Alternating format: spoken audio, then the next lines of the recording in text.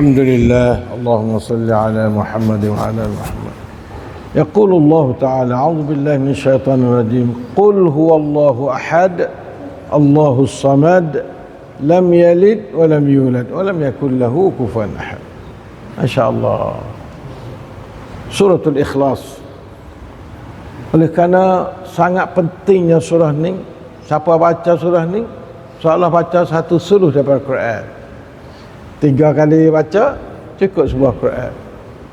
Siapa-siapa bacalah hadis yang boleh terima, qul huwallah 10 kali boleh satu mahligai dalam syurga. 10 kali. Nah, semua tu adalah fadlu hadhihi surah al-azimah, suratul Ikhlas. Man qara'a hadhihi surah wa huwa fahimun wa tadabburun li ma'anihi, Masya Allah, faqad akhlasa nafsahu lillah. InsyaAllah dah. Qul huwallahu ahad, ahadun la thaniyalah. Allahus samad, tipeng. Nah, tipeng tepat tumpuan orang. Yang masa dia nak apabila kita rasa kata Allahus samad wa huwal wahid la thaniyalah, ikhlas. Nah, sebabnya gapa-gapa Allah.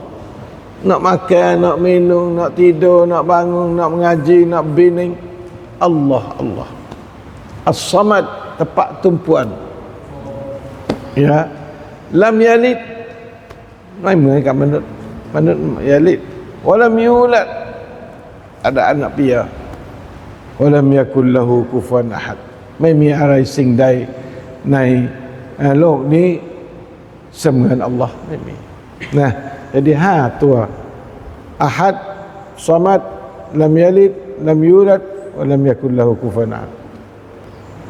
Sifat Allah ti Allah bawa dalam suratul Ikhlas. InsyaAllah nafham hadhihi surah. Wa nu'min bi hadhihi surah, asbahna mukhlishan lillah. Allahumma muwaffiq wal hadi ila sawa'is sabil. Wassalamu alaikum warahmatullahi wabarakatuh.